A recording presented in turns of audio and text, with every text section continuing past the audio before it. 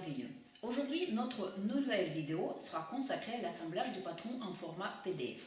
Une fois que vous avez téléchargé votre patron sur le site luxandco.fr, ensuite vous pouvez l'imprimer tranquillement chez vous. Donc, une chose importante à retenir, nos patrons, ils n'ont pas du tout carré de test. Donc, vous n'avez pas besoin d'imprimer une première feuille pour mesurer les côtés de carré. Donc, toutes les feuilles de nos patrons, ils ont l'échelle. Et là, je vous conseille tout d'abord imprimer la première page et vérifier l'échelle. Donc voilà, j'ai imprimé une feuille, la première feuille de mon patron. Donc pour cette vidéo, je vais me baser sur le patron Olesia. Ça, c'est un patron d'un t-shirt avec la manche raglan pour femme. Donc le nom Olesia, modèle 05700. Donc sur chaque feuille, il y a une échelle. Donc j'ai imprimé la première pour être sûr que ça correspond bien à 1 cm, parce que entre deux grands traits sur votre échelle, il faut que cette distance fasse 1 cm. Donc je vérifie, pas la peine de mesurer l'échelle entièrement. Donc entre deux grands traits, ça doit faire 1 cm. Et logiquement, petit trait, ça fait 0,5 mm. Donc là, c'est bon, c'est OK. Et dans ce cas, je peux imprimer le patron. Donc voilà, j'ai imprimé toutes les pages de mon patron. Comme je vous ai dit tout à l'heure, sur chaque page, donc vous pouvez voir, il y a une échelle au cas où. Donc, pour vous expliquer, en bas à gauche, vous voyez première rangée qui est numérotée, donc avec 2 chiffres. Donc, le premier chiffre, c'est le numéro de la rangée, donc c'est première rangée. Après la virgule, vous voyez un chiffre qui signifie combien de feuilles il y en a dans cette rangée. Donc ça, c'est la feuille numéro 1. Ensuite, il y a une feuille numéro 2, etc. Donc au milieu en bas de chaque feuille, vous pouvez voir que cette page, c'est la page numéro 1. Au total, il y a 24 pour ce modèle, pour ce patron. Et ensuite, par exemple, dans le patron, vous pouvez avoir 4, 5, 6 rangées et 4, 5 feuilles par chaque rangée. Ça dépend de votre modèle. Donc ensuite, on va mettre les feuilles côte à côte pour que ce soit plus clair pour vous. Donc, par exemple, ce patron avec la manche raglan, ce patron Olesia, donc il y a 4 feuilles dans la première rangée. Donc j'ai mis la première rangée de mon patron. Donc vous voyez bien la rangée numéro 1, page numéro 1, page numéro 2, page numéro 3 et page numéro 4. Tous les patrons de Lux & Co, il faut toujours assembler du gauche à droite et du haut vers le bas. Donc là, j'ai mis pour vous montrer la première rangée, la deuxième rangée. Donc c'est bien expliqué en bas inférieur gauche de chaque feuille. Donc deuxième rangée, la page numéro 1. Ensuite deuxième rangée, la page numéro 2. Deuxième rangée, la page numéro 3. Et deuxième rangée, la page numéro 4. Donc ça, c'est facile à se retrouver. Et ensuite, vous continuez parce qu'il y aura la rangée 3, la rangée 4, la rangée 5 et la rangée 6. Pourquoi je dis 6 rangées? Parce qu'au total, on peut bien voir qu'au total, on a 24 pages pour ce patron. Donc logiquement, si dans chaque rangée, on a 4, donc 24 divisé par 4, ça fera 6 rangées. Donc maintenant, je vais vous expliquer comment découper votre patron. Donc sur chaque feuille, sauf la première, donc sur la première feuille, vous n'aurez jamais un signe de ciseaux. Sur les autres feuilles, donc c'est toujours à gauche. Pour la première rangée, c'est toujours à gauche. Il y a une ligne discontinue avec un signe d'une petite paire de ciseaux. Donc il faut couper selon cette ligne discontinue. Donc vous faites ça pour chaque page. À partir du deuxième rangée, troisième, quatrième, etc. Donc vous aurez la ligne discontinue toujours sur la gauche et en haut de chaque feuille. Donc, ça veut dire que vous devez découper votre patron selon ce petit signe d'une paire de ciseaux. Donc, vous découpez selon la ligne à gauche et selon cette ligne-là en haut de la page. Là, je vais vous montrer comment découper vite fait. Donc, soit vous utilisez votre paire de ciseaux et vous coupez selon la ligne discontinue où il y a le signe des ciseaux, soit vous pouvez, pour que ça aille plus vite, utiliser une planche à découper, c'est ce que je fais à la maison. Donc, vous prenez une planche à découper, en bois de préférence, vous mettez votre feuille avec le signe de ciseaux où il faut couper. Ensuite, par-dessus, vous mettez votre réglet ou une règle, ce que vous avez sous la main, pile poil que ça tombe sur la ligne discontinue. Et ensuite, avec l'aide de cutter, avec un seul geste, par contre, il faut appuyer fort, vous coupez selon la ligne. Donc là, c'est coupé. Et la même chose, donc sur cette feuille, il n'y avait qu'une seule ligne. Et donc pareil là, donc vous prenez votre feuille, vous mettez votre réglet pour que ça tombe pile poil sur la ligne discontinue. Donc le signe de ciseau il est là. Et on coupe. On appuie fort. Je crois ça va plus vite parce que j'ai déjà utilisé les ciseaux et je peux vous dire que quand on coupe beaucoup, ça fait mal aux doigts. Donc la même chose, la ligne discontinue, le signe de ciseaux, mon réglet au-dessus superposé sur la ligne discontinue, pile poil, et je coupe. J'appuie fort. Donc voilà. Je vais couper ça et ensuite je reviens vers vous.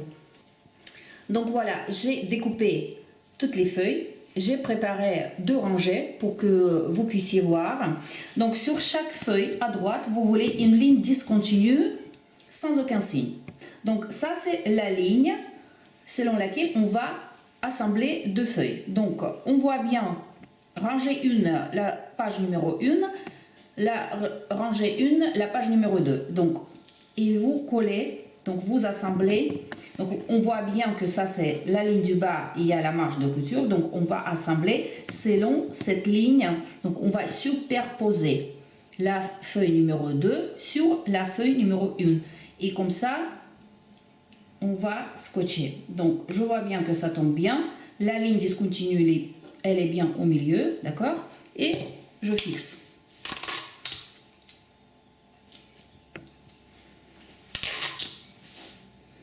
Donc je vérifie, voilà.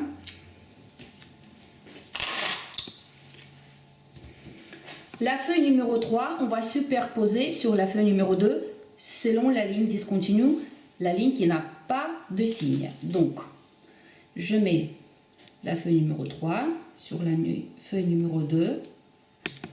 Il s'agit de la rangée 1. Donc on voit bien que la marge de couture tombe pile poil face à face, donc je tiens et je fixe.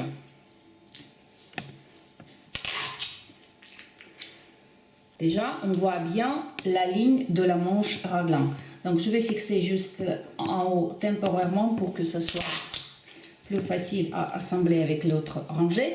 Et donc la feuille numéro 4 on va superposer sur la feuille numéro 3 selon la ligne discontinue qui n'a pas de signe. Donc là, la même chose, le même principe. Donc on voit bien la marge de couture, il faut que les lignes tombent face à face. La ligne discontinue, donc on superpose. Voilà. Et là je peux fixer.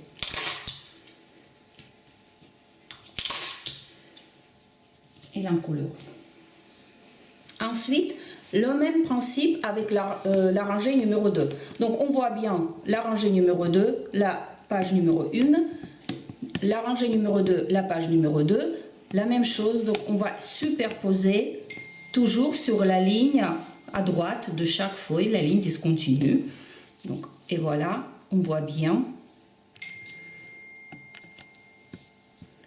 Donc je corrige, je contrôle que la marge de couture tombe face à face et je fixe. Donc voilà, en haut. La page numéro 3 de la rangée 2, je vais superposer selon la ligne discontinue qui est à droite de ma page numéro 2. Donc là, il n'y a pas de signe, mais on va mettre ça selon la ligne discontinue. Donc on a superposé et ensuite on fixe.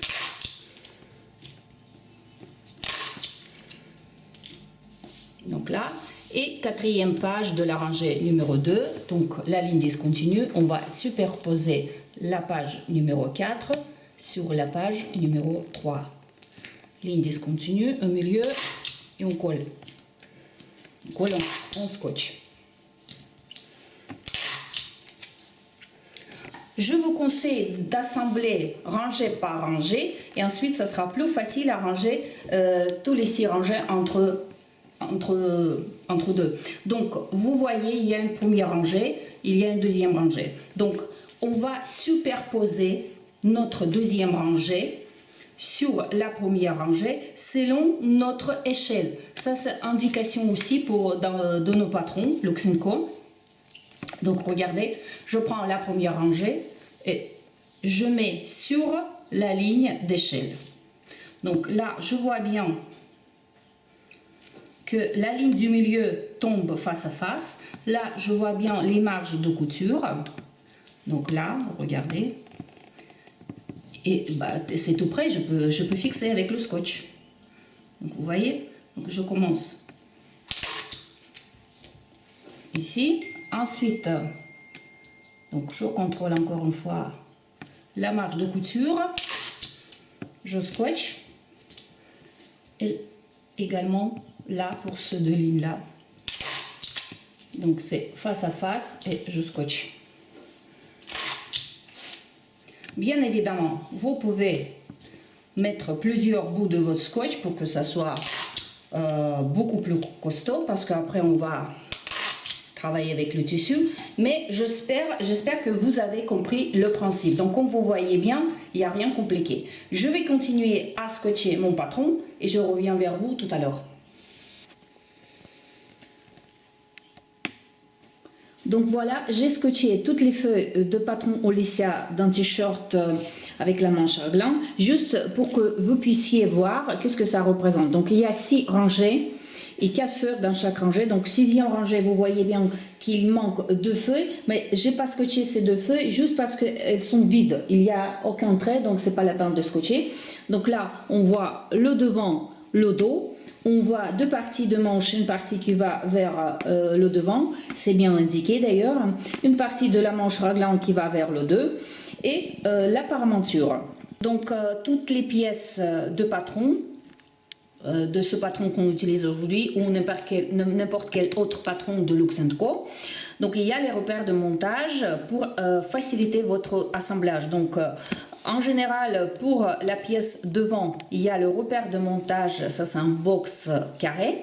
Et également, on a le même repère de montage pour la partie de la manche qui va vers le devant. Donc c'est bien indiqué, manche raglan devant, donc ça c'est la partie qui va vers le devant. Et il y a le même repère d'assemblage, un box carré. Et on a également le même repère de montage, pas le même, mais c'est bien pour le dos. Donc vous voyez bien, la pièce c'est le dos. Donc il y a le repère de montage pour le dos, c'est le box ovale. Et également le même repère de montage, on a pour la partie de la manche raglan qui va vers le dos. Donc le même repère, le box ovale, c'est bien indiqué manche raglan dos. Donc comme ça, vous avez 2 parties de la manche, il y aura une couture au milieu. Pour la ligne du milieu, par exemple du dos, donc le devant c'est la même chose, donc il n'y a pas du tout la marge de couture. Donc là, vous voyez la ligne du milieu sans aucune marge, ça veut dire que vous posez votre pièce dos sur la pliure du tissu. Donc ça c'est pas compliqué. Donc voilà, je vous laisse regarder. Si vous avez des questions, vous pouvez toujours me contacter. Donc voilà, c'est tout pour aujourd'hui. J'espère que ça vous a plu. Si vous avez des questions, vous pouvez me contacter. Vous pouvez laisser toutes vos questions dans la forme sur le site luxandco.fr. Par rapport à l'assemblage, par rapport au patron, par rapport au modèle, je vous contacte le plus tôt possible. Je vous souhaite très bonne journée, également bonne couture, et on va se revoir dans les prochaines vidéos pour l'assemblage et la confection du patron Olesia.